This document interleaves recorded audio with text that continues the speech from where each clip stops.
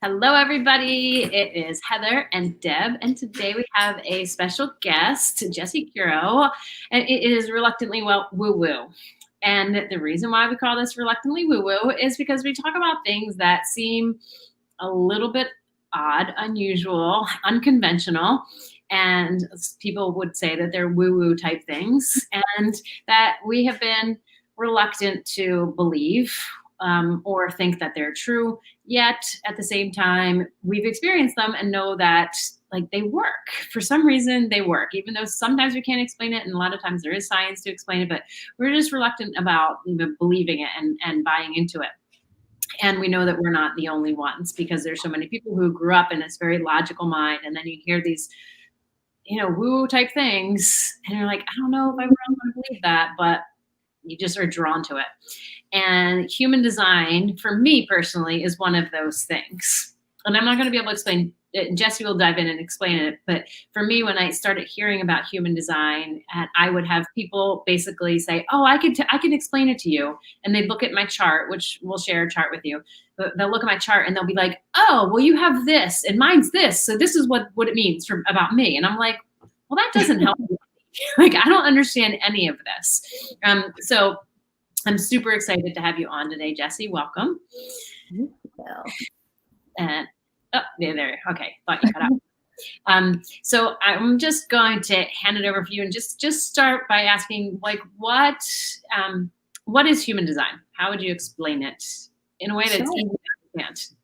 Yeah, definitely. So in the shortest, simplest form, human design is like the science of our energetic body or the science of our aura. It really tells us, using our birth information, it tells us essentially how our body is engineered to utilize its own energy and exchange energy with the world around us. So that's super top level. It gets very complex. It actually is bridges like 4 of the ancient modalities of astrology, the Chinese I Ching, the chakra system, and the Kabbalah. So it kind of connects the dots with all of those kind of old forms of wisdom and spirituality, and connects it to the modern concept of like quantum mechanics. So that's where the energy science comes in. So lots of woo-woo stuff that's like, what the heck? All the woo-woo stuff combined, yeah. Right. So explain it. I remember you said that the I Ching, is it I Ching? I Ching? I think it's the I Ching. Right. What exactly is that?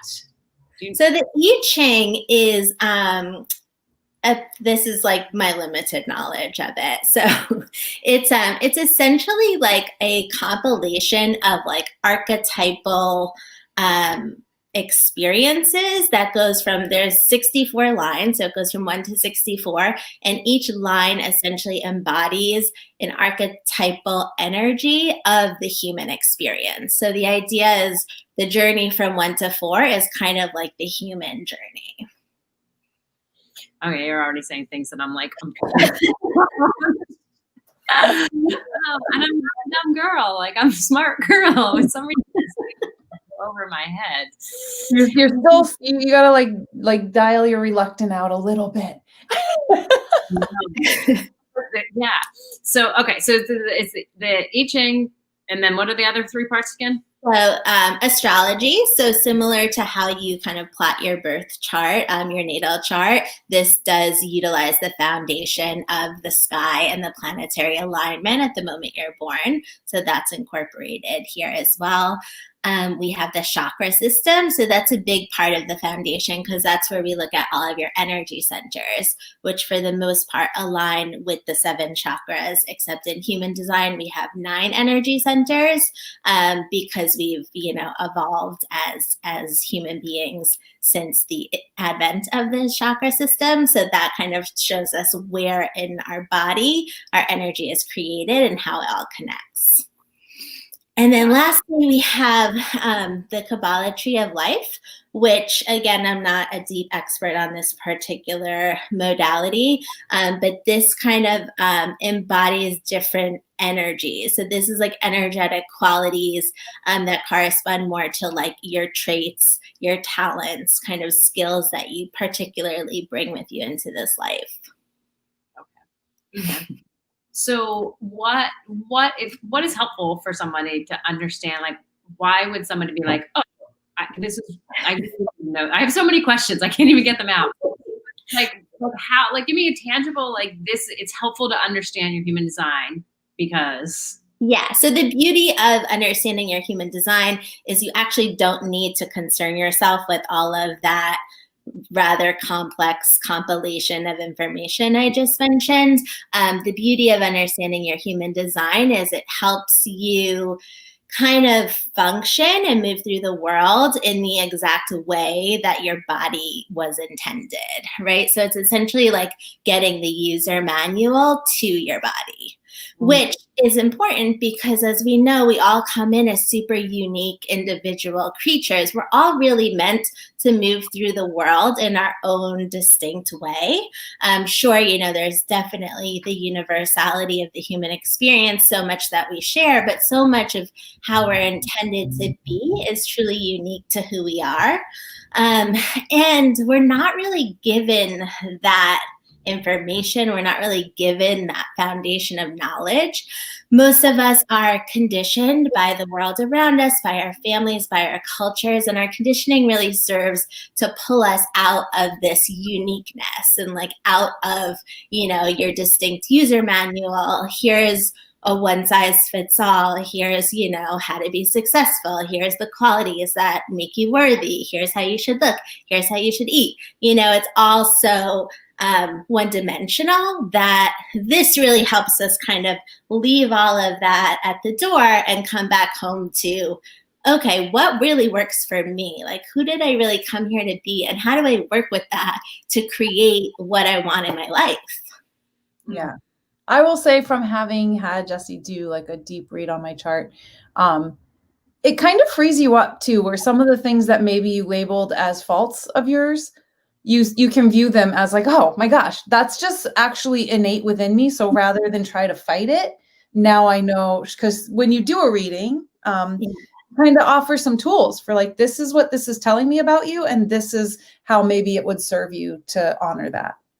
Totally. It's like such a profound liberation, you know, especially we all have parts of us that don't jive with what the world tells us of how we should be. So most of the time we internalize that conditioning and we can carry it with us for so long that we kind of lose the script of like what was really mine and what was I just kind of told over and over by the world around me of how I'm supposed to be. So being able to separate that and release that conditioning in whatever area you're kind of holding as like, oh, there's something wrong with me, or like, I just can't seem to like hold a routine. You know, a lot of people were built to be inconsistent. So learning that you're able to permission yourself for those things, and not only is it okay, but actually then stepping into, in that example, a life that allows you the flexibility and the freedom of inconsistency is going to connect you so much more to the flow, and creating that kind of energy and success in your life that you want. I was built to procrastinate. That was wonderful to learn. You were built to procrastinate? Okay, that leads to a question. Is as you're saying that, I was like, okay, so where's the balance though, because between like, you know, when people are like, well, this is just me, you're just going to have to deal with it, right? Yeah. Like using the excuse, like I know somebody who is like, you know, they're probably very much built like for freedom and all that kind of stuff, but like when it comes to business, like they'll just do things on their own time, and I'm like, but you have other people, like as a business person, you have other people like waiting for you. Like that's not like, and they're like, well, that's just how I am. And I'm like, oh, like I don't want to deal with business, you know, like how did like, and I guess that's more of just a like people learning how to like operate within the world, within their you know design, you know, to make it like you can find your ways that you can be the way that you are, and then you kind of have to adjust sometimes too. Totally. We can use it as an excuse to be a crappy person. Well, and I think, you know, like above kind of the umbrella over all of this, and probably everything that we learn and do about how we are, is kind of the umbrella of consciousness. Like any of these energies and any of our qualities can be expressed on a spectrum of like low to high consciousness. So I really operate under the belief that like if you're coming from a place of high consciousness, which is truly a place of like, you know, consideration and respect for the people around you, then you're really free to kind of like follow what feels right and what your body is telling you. Any of this stuff can be expressed in like a lower consciousness, which is what you're saying. It's where we get into things like I have to put other people down so that I can succeed. There's not so much to go around. I'm going to step into this quality of mine because it makes me better than people. It makes me have power over others. You know, that's all stuff that is like obviously prominent, especially today in our society. So none of this is intended to excuse that by any means. Yeah. I mean, I'll elaborate on the procrastination piece and you can help me out, Jessy. But I say it jokingly because it's a recurring habit of mine that I have somewhat shamed myself for. What she saw in my chart was more just that like I almost need that pressure to be motivated to do something.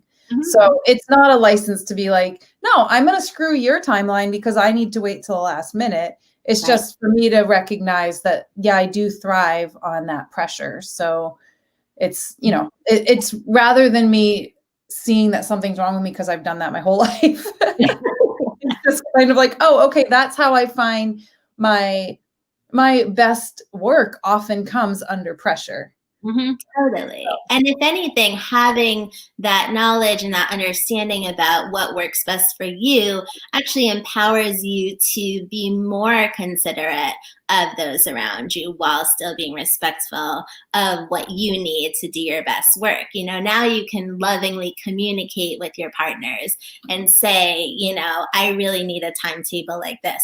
I really need to get this done in the last hour, whatever. Can we work on a way that I'm not screwing you guys over? You know, like it actually gives you the ammunition to be more compassionate and considerate to those around you. I love that. Like, just like thinking of it coming from conscious and not like lower conscious, like I think that's amazing. So, so I'm gonna put this up because I think it's really, this is so true for so many people. As Jenna just said, this is exactly how I feel. Like I'm constantly struggling with the rest of the world. You can help, right? And I think all of us in so many different ways, you know, feel that. So thank you for saying that, Janet. So let's dive in like specifically to the human design because we're girls and we can talk about ourselves all day long. Let's give some tangibles, you know, of the human design. So if I shared one to the screen, would that be helpful just for people to see, or like, how do you want to do that? Yeah, I think what we could do is I could give like an overview of energy type, which is essentially like the most foundational component of human design. This is what tells you how to utilize your energy in exchange with the world around you. So the founder of human design kind of said, if you can master this one component, basically don't worry about the rest. This is like the key to stepping into your magic lane. This is putting the right kind of gasoline in your car. You're not worried about stressing out your vehicle. You're free to think about your journey and how you want to get there. So there's only 5 of those. I can kind of talk through some headlines of that. We can share your chart and show. Sometimes people see a chart and they're just kind of like, what is that? Yeah. Do you have links there that you can post so people could go quickly pull their chart if somebody's watching? So that somebody can pull their own chart? They can do if you post the link in there. What are they, Jessy? Like the Jovian or Jovian? Yeah, you can do like humandesignamerica.com, jovianarchive.com, myhumandesign.com. Any of those will allow you to pull your chart for free. Okay. It just might help if anybody is watching and wants to know which of these 5 you're about to name they are. Yeah. humandesignamerica.com. Yeah. Okay. I just typed that in real fast. Yeah. So, and I never knew that. So thank you for that. Cause I've had people, you know, do and share my chart, but beyond that, it's like, again, I look at it and I'm like, I don't know. So, okay, so I'm just going to share the screen just so that, people can see, and then see where we go. Might look a little messy here at first. So let me just pull this up. Okay. So you should, and you see that? Yeah. It's like a big echo chamber. We're all in there. What's all in there? I can't even. You got it now. You got it? Okay. Yeah, so anyone who pulls their chart will see this is what is called a body graph. So this is essentially your chart. This is who you are. Those big box triangle shapes, those are your 9 energy centers. And then all the lines that connect are your channels. So there's 64 gates, which are all the numbers. They correspond to the 60 numbers in the boxes, like all. Yeah. Okay. Yeah, exactly. And basically anywhere that you see color is somewhere that you're bringing in your own energy. So this is what we call definition or defined center or gate. This is something that you've brought with you into this life. It's a particular energy. The gates can be particular skills, talents, gifts of yours. These are truly yours. They come from inside your body. They're basically programmed in there. And anywhere that you see white are places where instead of bringing your own energy, you're open to the world around you. So this is where you're picking up on the energy of the world around you.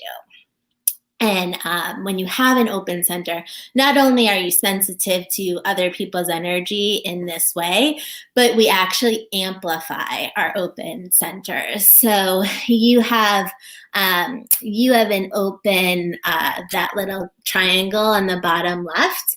That's your spleen. You have an open spleen, which means you're really sensitive to picking up on other people's fears, anxieties, and also their like intuitive kind of hits, because the spleen rules intuition and fear.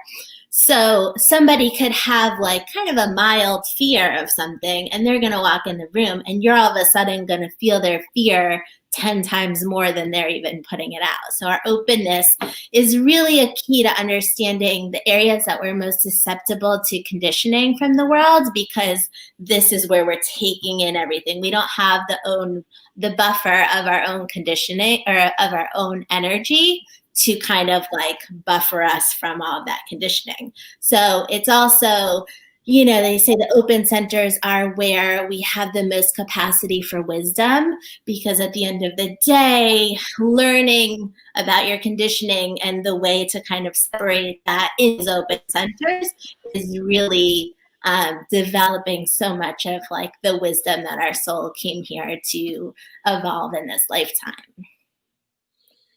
So.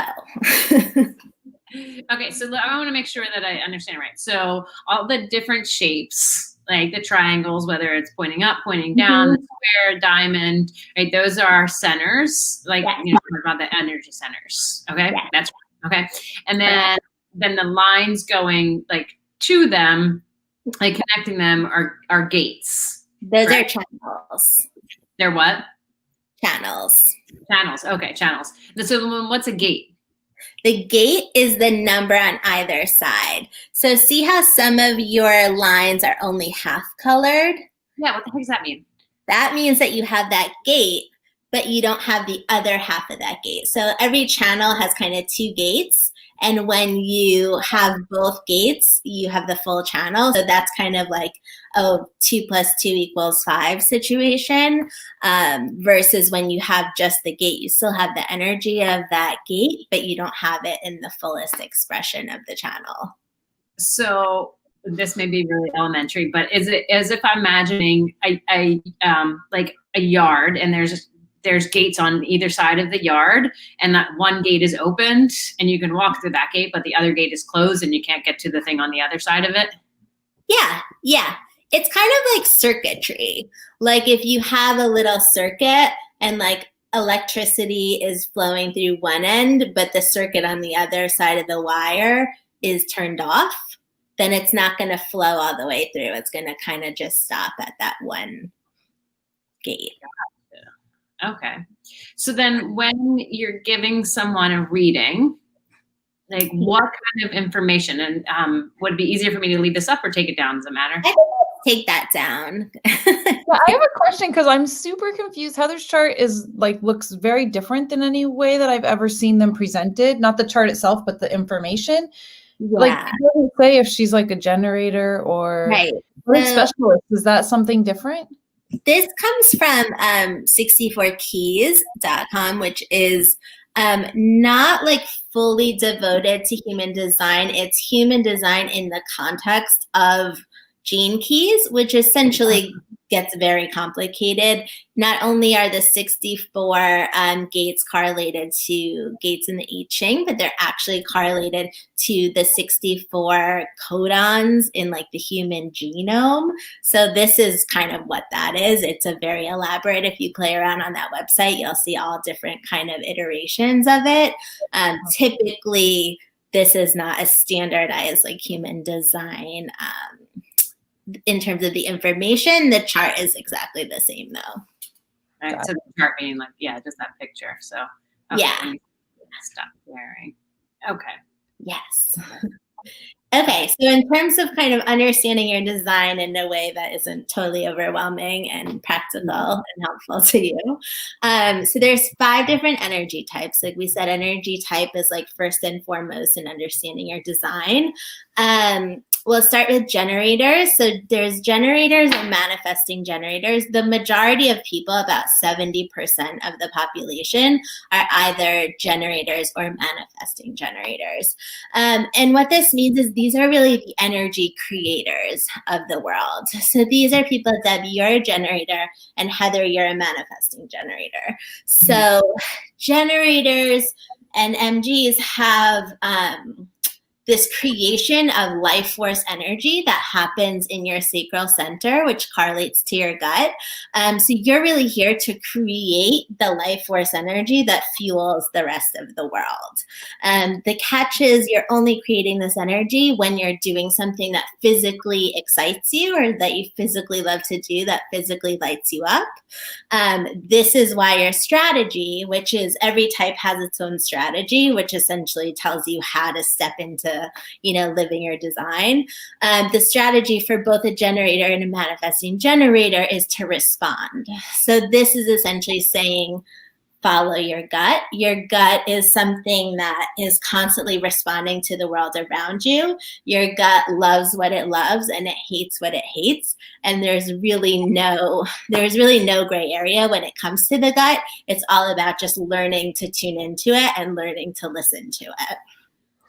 So as a generator and MG, when you're following your gut, you're truly, living your design and you're creating this energy. This is why when you're doing something you really love to do, you have such an influx of energy. You could do it for 10 hours and not get tired, not even know how much time has passed.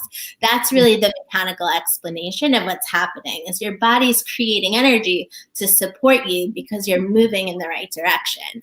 And on the flip side, when you're doing stuff that is not lighting you up because your brain is involved and says you have to do it, or your conditioning has kind of talked you into it, the opposite happens. So you get totally drained of your energy. So this is where generators and MGs become really susceptible to burnout because they're not listening to what their body wants them to do.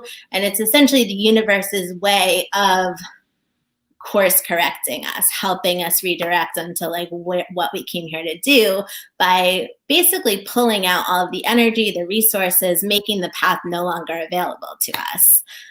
That's their nice way of saying this isn't for you. Please do something else.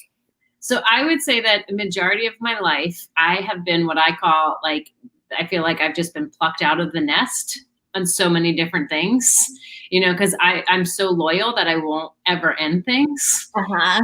And it's like the universe, God, whatever you want to call it, is just like, I am shutting this door because I would have never made the choice. But looking back, I'm always like, gosh, I'm so glad I'm out of that thing. Totally. That's the gift. Okay. So then it's more like I have to notice it, not feeling it, and for me to actually make the choice to get out of it instead of. Yeah. And for you, the biggest thing is actually being really discerning about what you start to begin with.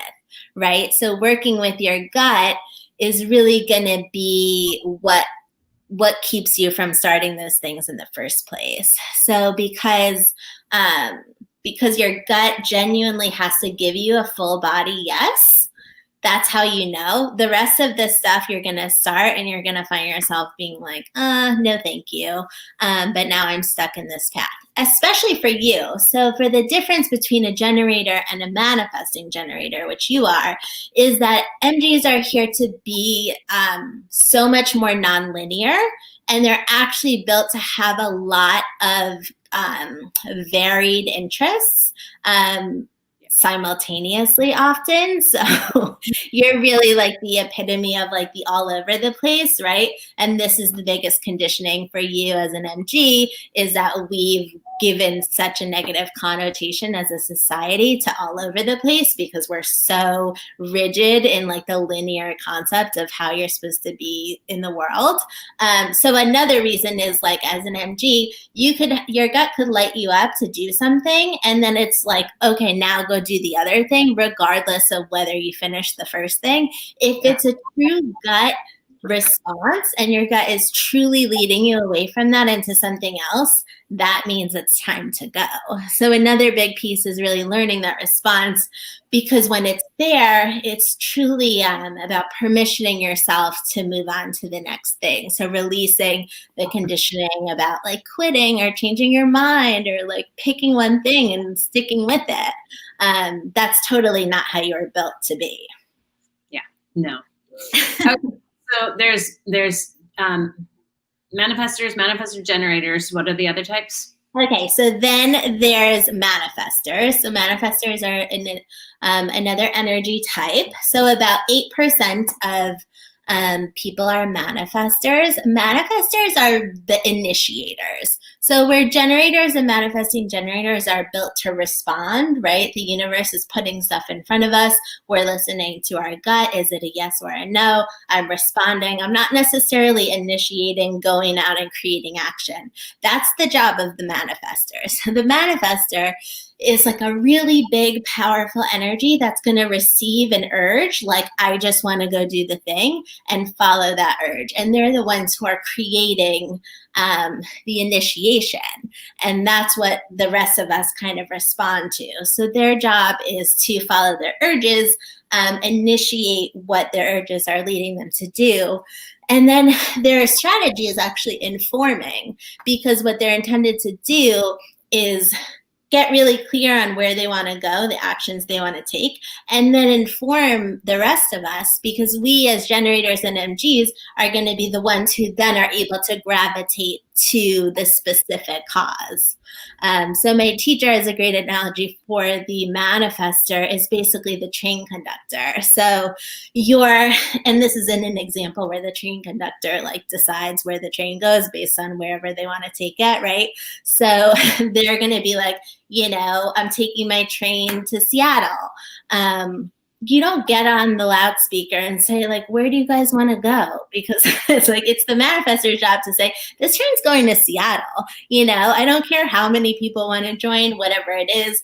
By doing that and truly being clear on it, you're going to get all the people who are really excited to go to Seattle to board your train. And that's kind of how you assemble, your path.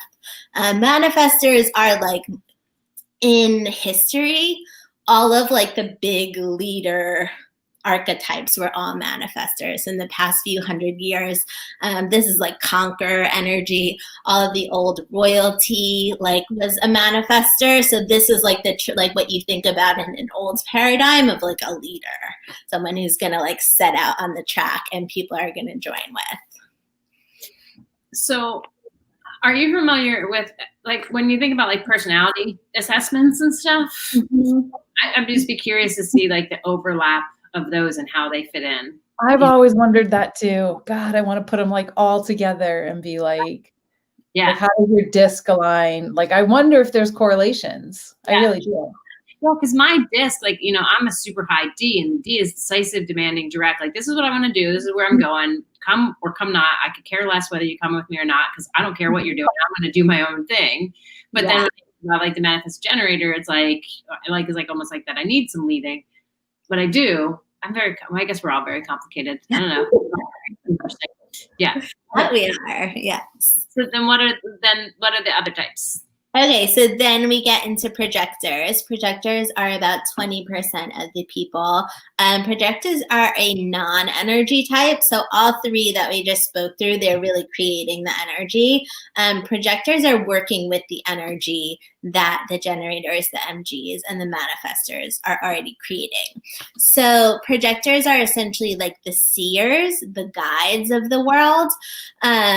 They're really blessed with such a unique perspective. They're able to like create wisdom through how they see the world. And they're really here to do that, to be the guide, as opposed to being like the creator. They're not built for like the long haul endurance of work. They're not built to grind it out. They're built to like sit in a tree and kind of take a bird's eye view and tell us all the things that we can't see because we're too busy like rolling around in the mud. If that makes sense. Yeah. So then there's the different types. What are the other major things to know about human design? So there's one more type. The last type is the reflector. So the reflector is only 1% of the population. So reflectors are very, very rare human beings. They're essentially the mirror. So a reflector is somebody who has, we looked at your chart, right, all those 9 different centers. A reflector is somebody who has all 9 of their centers are white. So essentially what that means is they're like taking in the entire world times a million. So reflectors are really able to, exactly what it sounds like. They reflect back to us how we're doing as a collective. Anything that's kind of lingering beneath the surface that we're all able to kind of like not necessarily come face to face with, the reflector is going to amplify that back to us and really show us what's truly going on. So, what's really interesting about that, as you were saying this, is that I've heard it said that shamans believe like somebody like our society will say that somebody's mentally ill, right? Where like shamans, believe more that person like sees and knows so much more, right? Than our seeing eye. So it's like, oh my gosh, like I'd be curious to do a chart on someone who was, who's committed and given the diagnosis, a mental illness diagnosis of. There's various ones, but that really they're just the reflectors, and it's just so much to take in that they just come across. They're like hyper alert maybe, or hyper, I don't know, but I've often wondered that too. I've often wondered about I probably shouldn't even say anything because I've never researched it, but like with schizophrenia, I'm like, is it just that they have like very loud spirit guides and they don't know how to differentiate? Yes, right. I don't know, just a theory I've had that I've never pursued, but well, I mean, so I'm taking this course about like getting like understanding your intuitiveness more and developing that more. And the woman was talking about, this woman, as she started to dive into this, like one morning she woke up and she saw 20 dead people in her bedroom, and she got committed because they weren't really there, and she got committed, but it was like the beginning of her awakening. Right. And it's interesting to think about, and who knows, it could be a bunch of woo-woo stuff that's like doesn't make sense, but it's interesting to think about. I'm curious. And what other thing that you were talking about reflectors, I would be curious if, or maybe this answer, but like when we go through phases, like we're in something right now, right? Like as a collective, right? Yeah.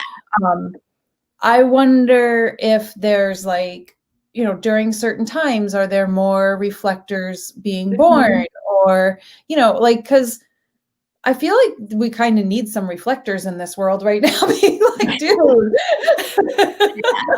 lot of them, and people don't want to hear them. Right. Yeah, I gotta wonder.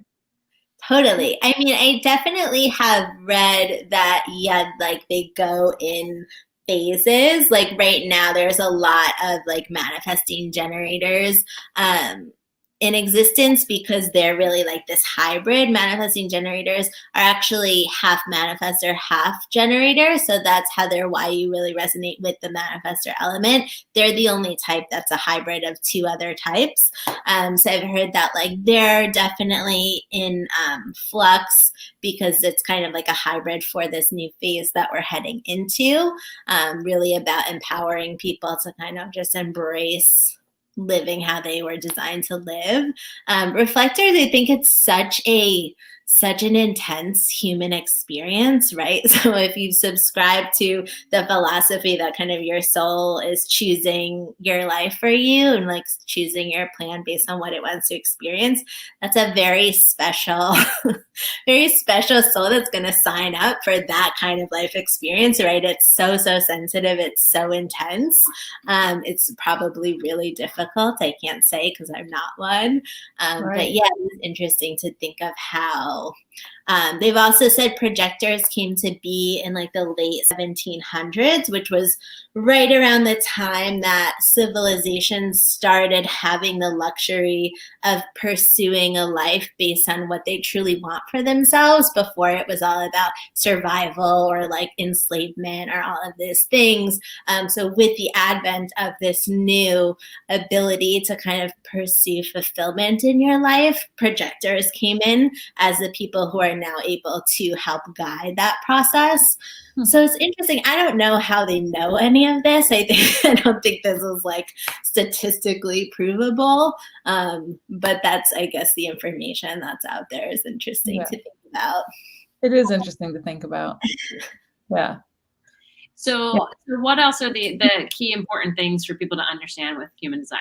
Yeah, so it's all about your energy type. The next thing we'll go through is your authority. I won't go through all of the authorities because everybody has a different one. Essentially, there's an energy center that kind of like sits at the top of your totem pole, like the hierarchy of decision making. So your authority tells you how to make decisions. So which center to really tune into in order to get the clarity of your decision.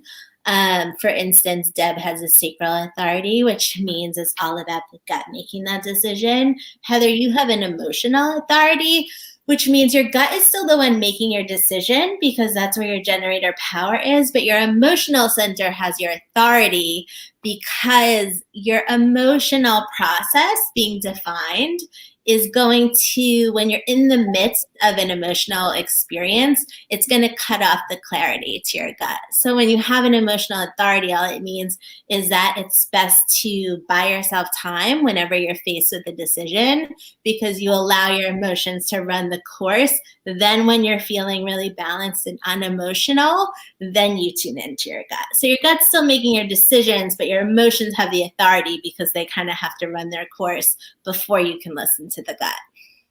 I love that. It's so cool. And I love just how wise our bodies are to know that, because I've really, like, over the past 10, 15 years, being in the world of personal development, like, you're going to go to conferences and people want to like, oh, you need this.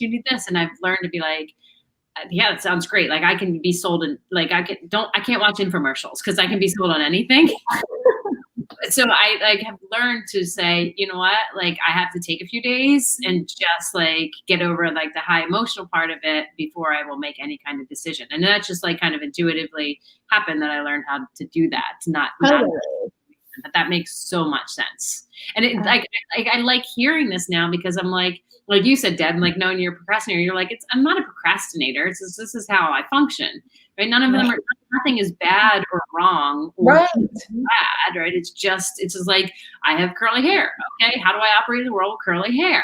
Right. Like, that's what I love about this stuff. I love anything that gives you more information about yourself.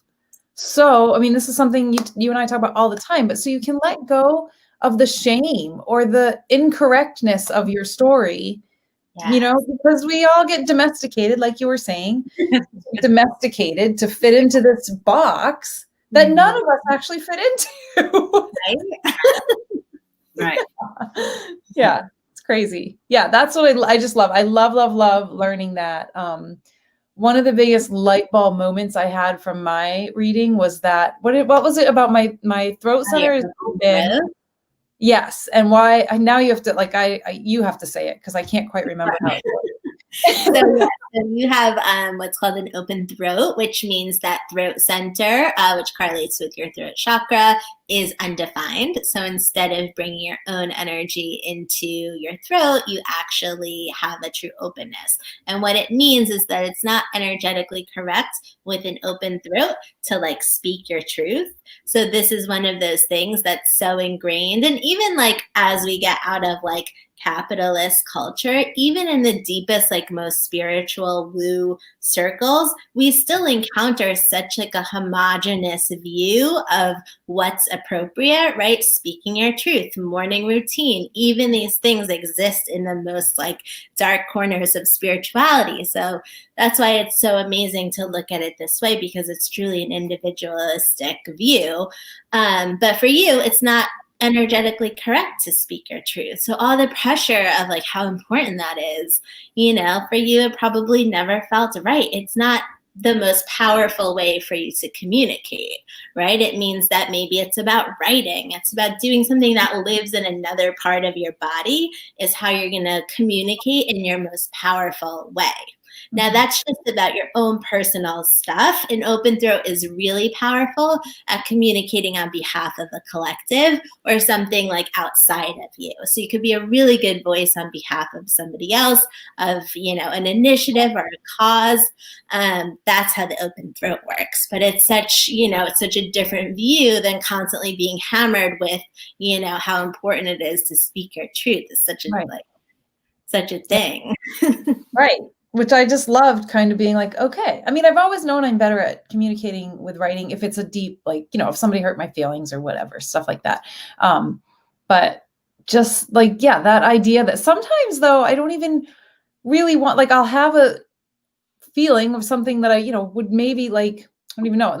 I keep wanting to say that I would want to say, but it's not, but I don't want to say it. You know what I mean? Like I'll be feeling something and, you know, people will be like, oh, you should go tell that person this. I'm like, man, I don't really want to. I want to just feel it, but I don't want to tell it. Yeah. I mean, I think so much of it goes back to, and Heather said this just before, is like there's so much innate wisdom for us in our bodies. And it's just the fact that we've been so trained to ignore it. And we've been like, we live in such a mind heavy culture. So all of our conditioning really supports like beefing up the mind to such a degree where it's all about analyzing, figuring it out, thinking through it. Like it's all about the mind. In reality, the mind has no authority to make decisions for us. The mind is a tool that's a really sophisticated tool. It's a beautiful support to us to help us do the things we want to do. But those things are determined for us in our bodies, in other parts of our body, whether it's our gut, our spleen with our intuition, our emotional center, our throat saying, no, thank you. You know, it's all about kind of learning to reallocate that power away from just this like overblown mind to all of these other incredible sources of wisdom. Right. I love it. I love it. I love it. I love it. And I love from a parenting perspective, just like understanding our kids, like anybody that has kids, pull your child's chart because it's fascinating, because all the ways you might think they're like you, they might be not like you at all. And I just wanted to be very aware of how I'm trying to mold my daughter into something perhaps she's not meant to be, like really giving her the freedom to explore and be her, which is always probably a huge parenting challenge. It's always going to be, but it's fascinating to look at your kids that way too. Oh yeah. And how like what a beautiful gift to give your kids too, right? Just the awareness of that and just the effort and the intention behind that is so nice. Yeah. I had heard when I first started studying personality stuff 20 some years ago, I grew up in a conservative Christian world, and there's a scripture that says, train up a child in the way that they should go, and when they're old, they will not depart from it. And the church always talks about, and the way that they should go is like in the church, like that's the way that they should go. Your shoulds. Right. And when I was studying personality stuff, there's this book that I read, and it was a woman who was a Christian author. But what she said, when you look at the original language, it was in the way that they should go according to their temperament, like right according to their temperament and the way that they need to be in the world. It wasn't about any kind of like religion. Some old power hungry dude just decided to cut that sentence right out. Right. Exactly. Yeah. Totally. And I love that because even for me understanding personality types, like I don't have kids, but like my nieces and nephews, like just I had one niece who was always like asking a ton of questions. I'm that person too, so it didn't bother me. But then the other one who was like, you know, you'd be like, "How you doing?" And they're like I wouldn't get bothered, you know, by the fact that they weren't reacting the way that I want them to, because I was like, oh, they're just acting out of their temperament. Like, and that's what's so beautiful about this stuff is when you understand it.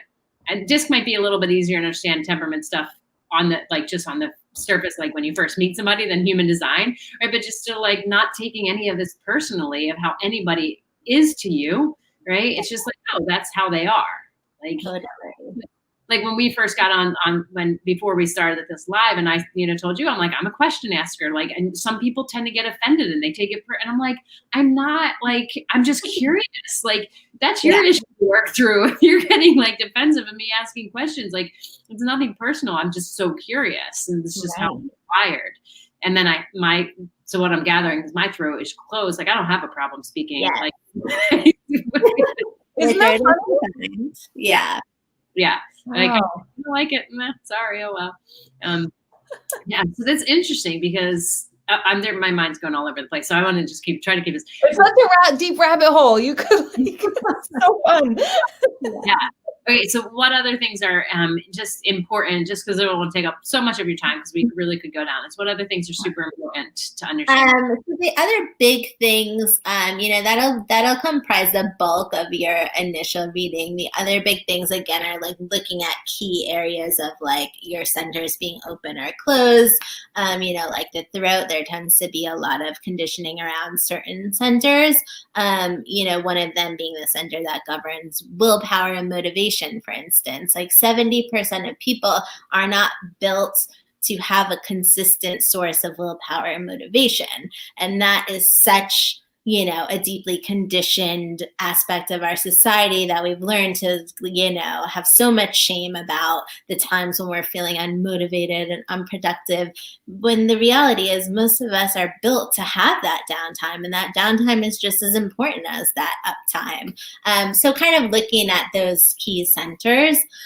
And then the other stuff, there's your profile. Your profile is when you pull your chart, you'll see those two numbers at the top. And this basically, we all kind of hold two distinct like archetypal identities. And this essentially, there's nothing really to do with your profile. It's more just kind of explaining more of like the theme of your life and kind of who you are. And the two numbers, one of them is like more indicative of your internal kind of conscious experience. And the second number is indicative of like the external. So this is more of your subconscious. It's also more of the impression that you give out to the world. So the thing with profile is we're always holding these two archetypes. And oftentimes the journey of our life is all about learning to hold the two and kind of reconcile and, you know, be both at the same time. So, okay, so my mind's just like trilling because the way that I work with people is I combine coaching with energy work because we need the conscious level stuff, right, to change the patterns, but we also need something to come in and get that trauma out, right? Yeah. And so my mind just go crazy because I'm like, you know, I have some clients where it's like some things just don't seem to work, you know, right. And other things, they work beautifully. So I'm guessing that a lot of that has to do with like just their human design, right? How, I don't know if you'd be able to answer. It's like, how could you weave this into something like that when like helping somebody with their traumas, because that's all stuff that happens after the fact. So it's like the way that somebody like, okay, I know I'm all over the place, but like, so we go back to this throat chakra stuff, right? And so like mine's, you know, like more closed it means like I'm more vocal, which would seem like it's opposite, and then Deb's is more closed. So like in trauma is like, it'd be like more aligned for her in healing her trauma by writing out in a journal, etc. For me, my natural tendency too. And I hate journaling. It's such an effing waste of my time. I hate it. But like I will talk about it all day long. Yeah. Like, Yeah, well, I could see how that would be helpful in the work that we do, though. I mean, this is interesting because the throat was something when we were working together that was a consistent thing for me. And like I would lose my voice all the time. So there's certainly some, I mean, perhaps would I be more susceptible to trauma because my throat is open? Yeah, Like I mean, during trauma there? yeah, because trauma can exist as the form of like internalized conditioning, right? Yeah. Like there could be trauma around a time when someone made you speak up and it wasn't right for you. So that's why, this is so complex because this is just our foundation. And then every single aspect of this is affected by conditioning, the energy, the consciousness, our own experience, our relationships, the entire complexity of being a human is basically then filtering through this crazy complex chart. Yeah. But yeah, it makes sense that, your open centers hold more potential for trauma because it's where you're not guarded. You don't have your own stuff. So you're more susceptible to, the shit that's coming in from the outside. Yeah, I could see that. Yeah. So I know like when I work with people, I understand their disc stuff, and it's like how I coach them is going to be different according to their disc. And so this would be the same thing. It just feels like this is just so much for me to understand to then learn how to coach somebody through that. I mean, I can learn it, but so what would you say? I would be curious to hear a story, whether it's about your life or somebody else's, where when they learn their human design, like things made like a big shift for them. Yeah, totally. I can tell you my own experience with that, which is really what led me to this work in the first place. I'm in human design, what's called a quad right. So you see there's like 4 arrows or variables, like right, left, at the top of your chart. And everybody has a combination of those 4 across right and left variables. Right is essentially a passivity. It refers to things like this is where we see consistency, this is where we see discipline, this is where we see focus, strategy. And essentially our world right now is like a very left world. So being in left means being consistent, being focused, creating discipline in your life, all of that, the routine and showing up, the strategy, planning, making it happen. This is the left world that we live in. So for me, I have no left in my chart whatsoever. I grew up thinking I was like a fundamentally flawed human being who could not function in the world because like none of those things were right for me. And as a result, I like shoved it all away and tried to become this person that I wasn't, which ended not well, but well now because we moved through it. But human design was the first time where I was given the permission to have the flexibility of being inconsistent, have the freedom of the passive experience. So not, I always hated the idea of like having to plan something. I just want to show up and be in that moment. And I was always told, that's so wrong, that's so bad. And I believed it and, abandoned myself in the process. So for me, just that one aspect, which isn't even the fundamental piece of the chart, was enough to like say, hold on, like I've been doing it all wrong this whole time. And it really gave myself that power to shift away and eventually recreate an entirely new path for myself and my life. And, that released me from clinical depression, anxiety, substance use, like so many of those things that we kind of develop to force ourselves to live in the world in a way that we're not really supposed to, but we think that we should be. Yeah. That's cool. How do you know if you're the left, right, quad, that stuff? I mean, I see it. I have on the one I'm looking at, because mine was from the Jovian or Jovian, however you say that. I have a red one that one goes one way, one goes the other way, and then I have 2 blacks that go the same direction. Yeah, so they either point left or right. So you have left, right, left, left. So 3 lefts and a right. Yeah. And so they correspond to different things. So your top left points left. That means that you're engineered to be consistent. The bottom left points right, which means that you're not engineered for discipline. So that just means like you can't physically force yourself to do something. You know, the idea of discipline as like stick with it and show up. Like if it's not happening for you, it's not happening. And then the other ones you have focus. So left means you're really good at focusing in on something, as opposed to just kind of like sitting up here at 100,000 feet. You're like able to get in there. And the last one, which is you're on the right side, the bottom one, point to the left to this is strategy. So when you want to do something, you plan out a strategy. Here's the steps I'm going to take. It's about planning. Yeah. Maybe I need to cultivate that one a little bit better. But yeah, so you see them, they either show up as arrows pointing right or left, or in your chart, Heather, they show up as letters, so R or L. Okay, I'm looking at this and I'm like, I have no flipping clue what she is talking about. This is why you need a professional reader, because it's insane. Yeah, we can make it nice and we can translate the madness for you. Exactly.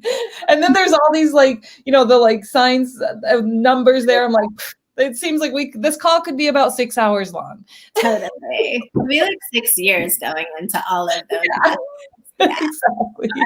That's always what's turned me off of it, because like I'm like, oh, I like the disc stuff because I'm like, oh, I understand D, the I, the S, the C. Like this is like way too much stuff. It's but not. I think it does help on a high level, like you were saying, like to just know on a high level, like these are your tendencies.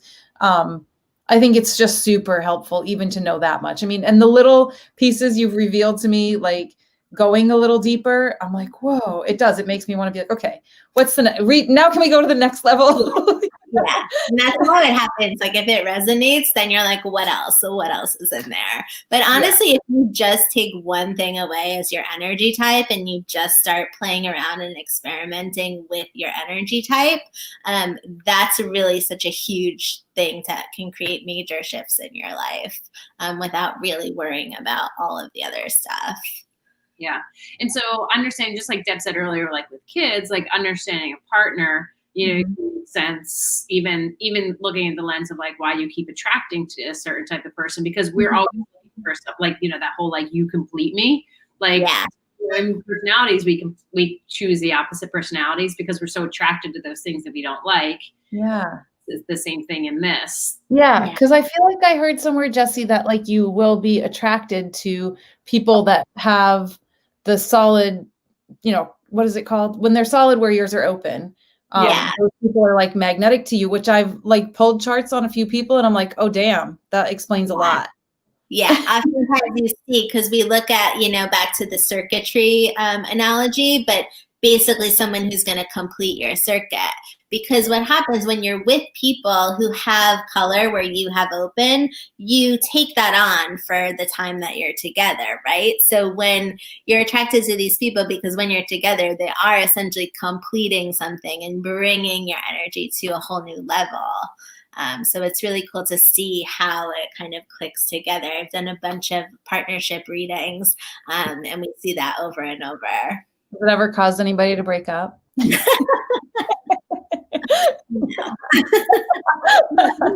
thing about this is, like, you know, in astrology, it's like that's really not compatible signs. Like with human design, there's no such thing as compatibility or one thing being good and one thing being bad. It's truly just about getting understanding, which is always good.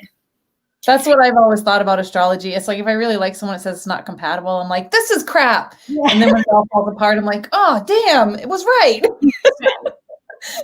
Totally.